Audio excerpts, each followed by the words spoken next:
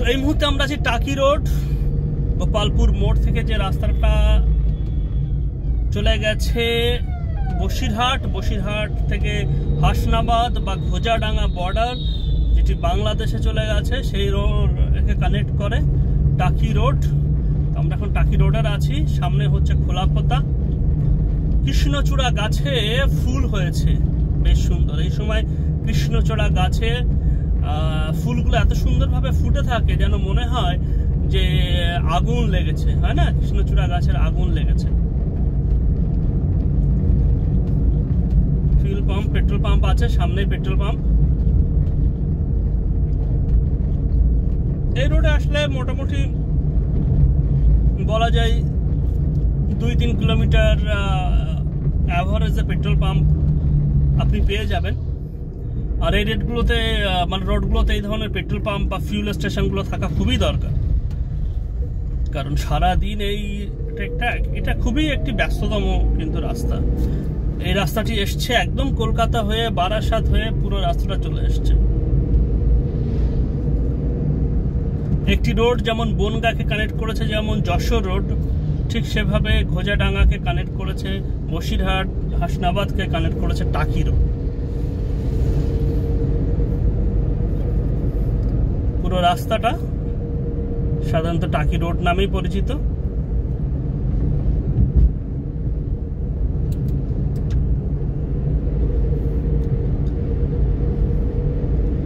রাস্তাটা বেশ ভালো এবং দুপুরের সময় বেশ ফাঁকা ফাঁকাও বটে।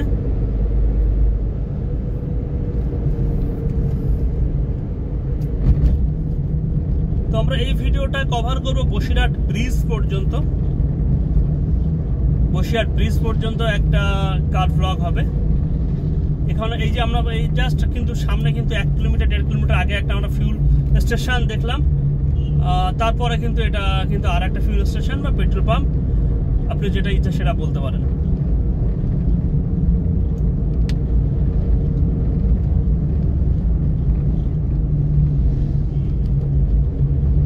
দারুণ একটা ওয়েদার। ভিডিও ফুটেজ থেকে আশা করছি আপনারা এর ওয়েদার সম্পর্কেও একটা আইডিয়া পাচ্ছেন যে ওয়েদারটা কেমন।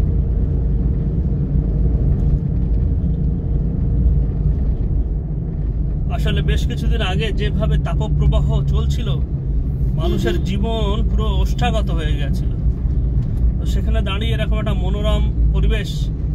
এটা হচ্ছে খোলাপোতা, এখানে অটো আছে, এখানে এটা একটা মোড়, এখানে কানেক্ট করে। আপনি এই খোলাপোতার এই মোড় থেকে যদি লেফট হ্যান্ডে চলে যান, বাম দিকে চলে যান, তাহলে কিন্তু আপনি চলে যাচ্ছেন বনগাঁ, হাবড়া এই এরিয়াতে, অশোকনগর এই এরিয়াতে চলে যাচ্ছেন। আর সোজা রাস্তাটা চলে গেছে হচ্ছে বসিরহাটের দিকে, ডান দিকে রাস্তা চলে গেছে কিন্তু আলাদা ঘোড়ারস এরিয়ার দিকে। তো সোজা আমরা বসিরহাটের দিকে যাচ্ছি। সকালে ভালোই বৃষ্টি হয়েছে, রাস্তার উপরে কিন্তু জল জমে গেছে।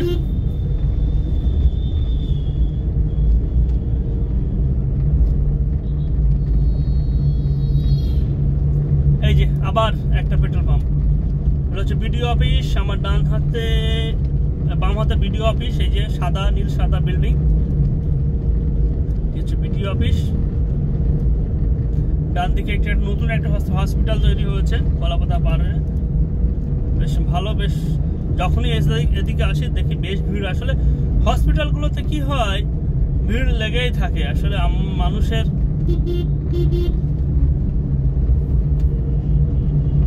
জীবনের, আপনি হয়তো একটা কাজে যাচ্ছেন বা হসপিটালে যাচ্ছেন, আপনি মনে করছেন না ঠিক আছে হয়তো আমারই এটা হয়েছে, এই রোগটা হয়েছে, বাট আপনি হসপিটালে গিয়ে দেখলেন প্রচুর লোক। বসিরহাটে জানি না বাইক কি করতে চাইছে, কোথায় আবার পা তুলে বাইকটা চালাচ্ছে, হয়তো পায়ে জল লাগবে বলেই চালাচ্ছে। সামনে এখানে সুন্দর সুন্দর বেশ ফুলের টব পাওয়া যায়, এখানে বেশ ভালো একটি কৃষ্ণচূড়া গাছ। আবারও আমাদের বাম হাত এবং ডান হাত, বাম হাত এবং ডান হাতে দুই দিকে দুটো পেট্রোল পাম্প। এটা আমরা ওপেন, অ্যাকচুয়ালি মোবাইলে আমি কথা বলছি গাড়ির মধ্যে বসে। পরবর্তী ক্ষেত্রে আসলে একা একা বা গাড়িতে আসলে যে ভ্লগিং করা যায়, বাইকে গাড়িতে আপনার সাথে যখন কেউ থাকবে তখন তার এই ভ্লগিং করা সম্ভব না, তার সাথে গল্প করতে করতে আপনি যাবেন। তো আসলে এখানটা ল্যাপেল থাকলে সাউন্ড আরো ক্লিয়ার আসতো, আরো সুন্দর আসতো। এটা হচ্ছে সোনা হোটেল। সোনা হোটেল এটা হচ্ছে খুব মানে বিখ্যাত বলা চলে, আশেপাশে যতগুলো রেস্টুরেন্ট আছে এই সোনা হোটেল অ্যান্ড রেস্টুরেন্ট। ছোট্ট একটি চায়ের দোকান বলা যায়, একদম মানে টালির ছাউনির চায়ের দোকান দিয়ে শুরু হয়েছিল। আমি তখন বসিরহাট কলেজে পড়ি, তো আমরা আসতাম, হয় রাস্তার সাইডে দাঁড়িয়ে চা খেতাম। তারপরে সেই সোনা হোটেল আজ এই মোটামুটি 10-12 বছরে কত ডেভেলপ করেছে। ছোট্ট একটি ধাবা টাইপের ছিল সোনা হোটেল অ্যান্ড রেস্টুরেন্ট। এখন সোনা হোটেলের অনেকগুলো, সোনা হোটেল রেস্টুরেন্ট, আবাসিক, সোনা টাইলস, অনেকগুলো ওদের ব্রাঞ্চ খুলে গেছে।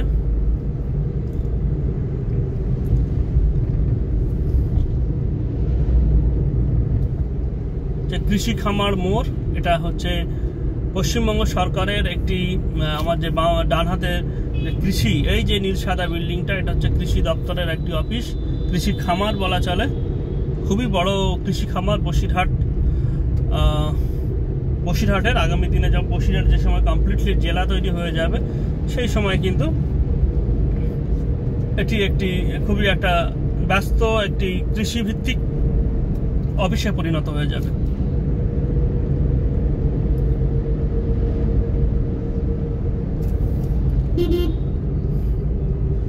আবারও পেট্রোল পাম্প, ফিউল স্টেশন। আশা করছি আপনারা এই ভিডিও থেকে বুঝতে পারছেন, যারা বসিরহাটে বা টাকি রোড দিয়ে আসবেন, তাহলে তাদের কিন্তু ওই যে ফিউল, কোথায় গিয়ে ফিউল ভরবো, বাইরে গেলে একটা আননোন জায়গায় গেলে কিন্তু একটা মনে হয় যে কোথায় ভরবো ফিউল, কোথায় ভরবো। তো তার কোনো চিন্তা নেই, আপনার মোটামুটি কিছু হাত গেলে আপনি ফিউল স্টেশন পাবেন। সামনে মৈত্র বাগান বসিরহাটের অনেকগুলো কারণের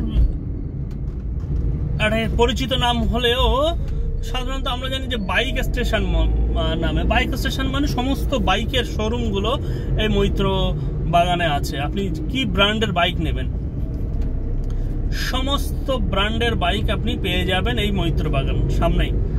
এই ভিডিওতে আপনারা আশা করছি দেখতে পাবেন সামনে।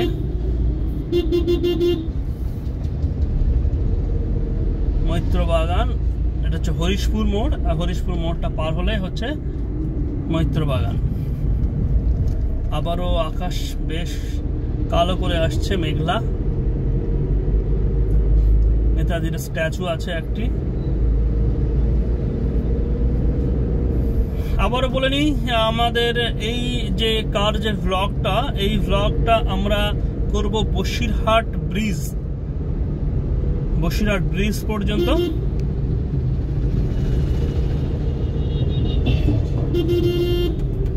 টোটো, আসলে এই টোটো গাড়িগুলো এত বেশি হয়ে গেছে না, মানে ভাবা যায় না, এত বেশি হয়ে গেছে। হ্যাঁ, চালুক ভালো, তবে এগুলো যেহেতু পরিবেশকে খুব একটা ক্ষতি করে না, টোটো যেহেতু এটা হচ্ছে যে ই টোটো আমরা বলি। এই যে টিভিএস, বাজাজ, কি ব্র্যান্ড আপনার এখানে, রয়্যাল এনফিল্ড, সমস্ত বাইকের শোরুম। অর্থাৎ আপনি বাইক নিতে আসলে সামনে আমার বাম হাতে হচ্ছে ইয়ামাহা, আপনি আসলেই কিন্তু পেয়ে যাবেন সমস্ত ব্র্যান্ডের।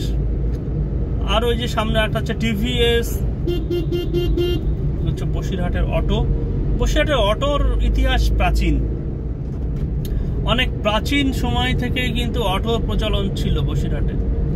সেই সময় অটোগুলো বেশ ছোট ছোট ছিল আর খুব সাউন্ড করতো অটো, কালো ধোঁয়া বার হতো, আমার এখনো মনে আছে।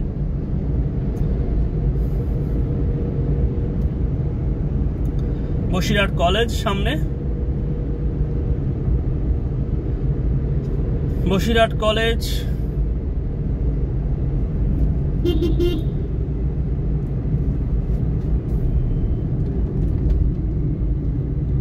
বসিরহাট কলেজের নাম মনে আসলে একটু নস্টালজিয়া হয়ে যাবার মতো অবস্থা।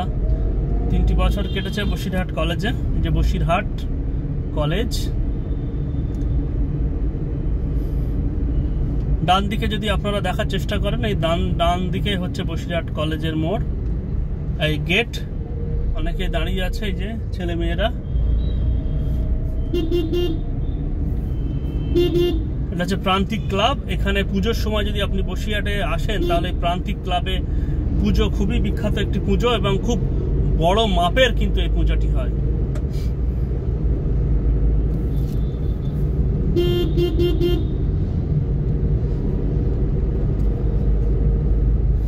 বৃষ্টি আসলো বলে এটা ফাল্গুনী সিনেমা হল আমার বাম হাতে, ভিডিওর বাম সাইডে। ফাল্গুনী সিনেমা হল ও বসিরহাট মানে ইতিহাসের পাতায় কিছু কিছু বিষয়ে কিন্তু থাকে বেশ ভালোই। এই ফাল্গুনী সিনেমা হলের স্মৃতি, ফাল্গুনী বসিরহাটের কথা যারা জানবে তারা কিন্তু ফাল্গুনী সিনেমা হলের কথাও জানবে। এখন আর তো এই সিঙ্গেল স্ক্রিন সিনেমা হল সেইভাবে চলে না, তো এখনো হয়তো একটা ঐতিহ্যকে নিয়ে ধুকধুক করে চলছে। ধুকধুক বা ধিকধিক, আপনি যেটা ইচ্ছা বলতে পারেন। বাবা, এখানে একটা বেশ বড় একটা আছে, এখানে সামনে রাস্তা বেশ একটু জ্যাম থাকার কথা। দেখি এই ডগি রাস্তায় ডগি ঘোরাঘুরি করছে। এবার আমরা একদম বসিরহাটের একটি ব্যস্ততম রাস্তার উপর দিয়ে যাব। এটা হচ্ছে বসিরহাট যে মার্কেট বাজার, তার উপর দিয়ে যে রাস্তাটি চলে গেছে, এটা বেশ ব্যস্ততম, কারণ রাস্তার দুই ধারে হচ্ছে সারি সারি দোকান, আর মাঝখান দিয়ে এই রাস্তাটা চলে গেছে। রাস্তাটা তো আরো সরু ছিল, পরবর্তী ক্ষেত্রে রাস্তাটাকে সংস্কার করা হয়েছে এবং এখন মোটামুটি চওড়া। তবে অনেক সময় কি হয়, এই রাস্তার উপরে কিন্তু জ্যাম লেগে যায়, সেই রাস্তাটা একটু সামনে, তো আমি সেটাই ভাবছি যে কোনো জ্যাম লাগার কোনো সম্ভাবনা আছে কিনা।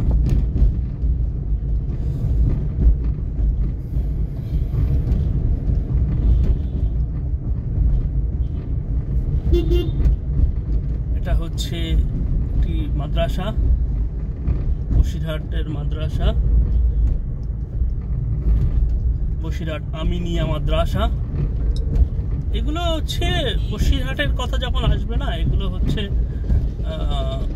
বসিরহাটের ইতিহাস যতদিন থাকবে এই বিষয়গুলো থাকবে। আমিনিয়া মাদ্রাসা কত ইতিহাস লুকিয়ে আছে, অন্য কোনো দিন এই মাদ্রাসা নিয়ে কোনো ভিডিও করলে আলোচনা করা যাবে।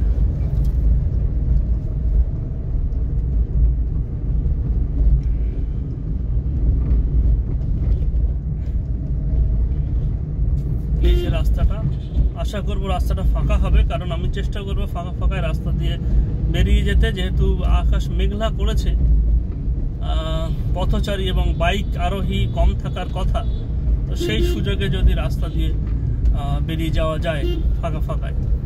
সামনে হচ্ছে বসিরহাট থানা, দেখো কি হয় পার হচ্ছে। হ্যাঁ, আপনার গাড়ি ছোট্ট করে লাগবে, তারপর দেখবেন কি অবস্থা সৃষ্টি করে। আরে ভাই, হাত দেখা, হাত দেখিয়ে রাস্তাটা পার হ।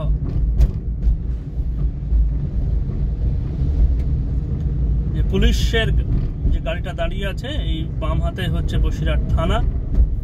দেখো এই একটা, কোনো হেলদোল নেই, ও সে তার মতো চলে যাচ্ছে। এখান থেকেই কিন্তু রাস্তার জ্যাম কাকে বলে, রাস্তার জ্যাম কিন্তু এখান থেকে একটা শুরু হওয়া প্রবাবলি থেকে যায়। তো এই বসিরহাট পুরাতন বাজার, এই বাম হাতে এই পুরাতন বাজার, এখানে কিন্তু বড় বড় ট্রাক, বড় বড় লরি কিন্তু ঢুকে যায়। হ্যাঁ, এই যেমন ঢুকে যাচ্ছে এদিকে। এখানে একটা জ্যাম, আমার পিছনে অলরেডি বাইক দাঁড়িয়ে গেছে, হর্ন দিচ্ছে। আমিও ফাঁকা দেখে মোটামুটি একটু গাড়িটাকে জোরে চালানোর চেষ্টা করছি, যাতে এটাকে আমি বেরিয়ে যাই।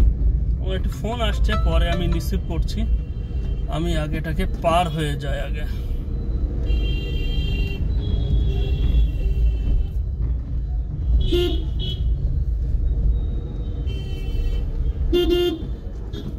জাজের গাড়ি যা বাবা, জাজের গাড়ি যা। এখানে ফোন রিসিভ করা যাবে না, কারণ এত সরু রাস্তা, যেখানে ফোন রিসিভ করতে গেলে কিন্তু প্রবলেম হয়ে যাবে। তো যেহেতু আমি চেষ্টা করব যে কোনো ইন্টারাপ্ট ছাড়াই বসিরহাট ব্রিজ পর্যন্ত পুরো ভিডিওটাকে টেনে নেওয়ার জন্য, তার আগে যাতে কোনো ইন্টারাপশন না হয়। দেখা যাক কি হয়।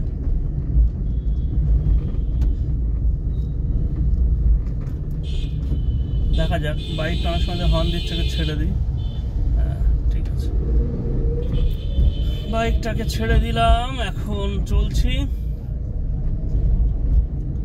বসিরহাট। কি কেমন লাগছে বৃষ্টির দিনে, বা বৃষ্টি বলা যায় এটা একটা বৃষ্টিকালীন ভ্লগ। বৃষ্টি না হলেও কিন্তু একটা ওয়েদারটা কিন্তু একটা বেশ দারুণ একটা ওয়েদার, এবং আশা করছি আপনারা পুরো বসিরহাটটাকেও এনজয় করতে পারছেন এই ভ্লগের মাধ্যমে। আমি জানি না আমার সাউন্ডটা কেমন আসছে, কারণ টেস্টেড না। আমি যেভাবে বলছি কোনো ল্যাপেল বা কোনো মাইক্রোফোন আমি ইউজ করছি না। আমার কোনো প্ল্যান ছিল না ভ্লগটা করার, হঠাৎ মনে হলো দারুণ একটা ওয়েদার, একা একা আমি যাচ্ছি, তো একটা ভ্লগ করি। এই রাস্তার কোনো ভ্লগ করা নেই, করি। হয়তো 5 বছর 6 বছর পরে যখন এই ভিডিওটা দেখবো তখন হয়তো ভালো লাগবে। বসিরহাট, সামনে নিউ টাউন হচ্ছে টাউন হল। সবাই যেন খুব ব্যস্ত, একটু বৃষ্টি আসছে তো আমিও মোটামুটি ব্রিজ পর্যন্ত যেতে পারলে হয়ে যায়। রাস্তাটা বেশ ফাঁকা পাওয়া যায়, কারণ এই রাস্তাটায় জ্যামের মধ্যে পড়লে ঝামেলা হয়ে যাবে, একদম দাঁড়িয়েই থাকতে হবে, রাস্তা সরবে। এই যে অনেক গাড়ি নিয়ে দাঁড়িয়ে আছে, বলো গাড়ি রাখার জায়গা? এরকম ছোট্ট একটা রাস্তা, তার উপর যদি এরকম গাড়ি দাঁড়িয়ে যায় তাহলে কি অবস্থাটাই নয় হয়।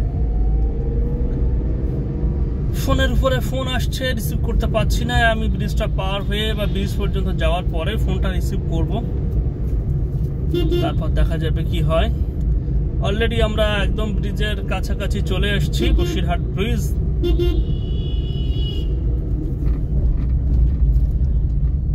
ইছামতি নদীর উপরে যে ব্রিজ, ইছামতি নদীর উপরে ব্রিজ, বসিরহাট ব্রিজ। সেই ব্রিজ পর্যন্তই আমরা এই ভিডিওটা করব, ব্রিজের এন্ড পর্যন্ত। আমরা এই ভিডিওর মাধ্যমে ব্রিজটাকেও দেখানোর চেষ্টা করব।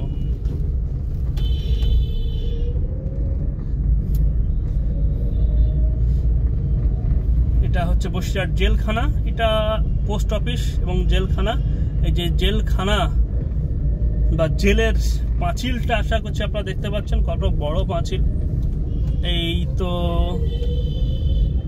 দৌড়াদৌড়ি করে যাবে, লাগলে আপনার দোষ। কিন্তু আমি গাড়ি আস্তেই চালাচ্ছি, আমার গাড়ি এই মুহূর্তে স্পিড হচ্ছে 25-30 স্পিড। যেহেতু আমি ব্লগও করছি, গাড়িও চালাচ্ছি, ওই জন্য। এই যে আমরা এখন এই ব্রিজটাতে উঠছি, ইছামতি নদী, যেটা ভারত বাংলাদেশকে ডিভাইড করেছে একটি অংশে গিয়ে। আপনি যদি টাকির দিকে যান, টাকির সাইডে, তাহলে দেখবেন এই নদীটাই কিন্তু ভারত বাংলাদেশকে আলাদা করেছে। ইছামতি নদী, তার উপরে এই ব্রিজ। এই ব্রিজটা যে সময় তৈরি হয় সেই সময় কিন্তু অনেকেই এটা একটা বেশ আশ্চর্যজনক ছিল যে এর উপরে কিভাবে ব্রিজ তৈরি হবে। মানে যে সময় হয়েছিল সেই সময় বসিরহাটের দিক থেকে দেখতে গেলে এটি খুব বড় একটি ব্রিজ।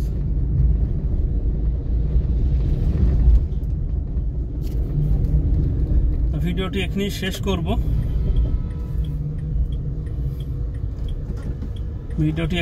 করব। এই হচ্ছে ব্রিজের শেষ। ঠিক আছে, তাহলে দেখা হবে অন্য কোনো ভিডিওয়।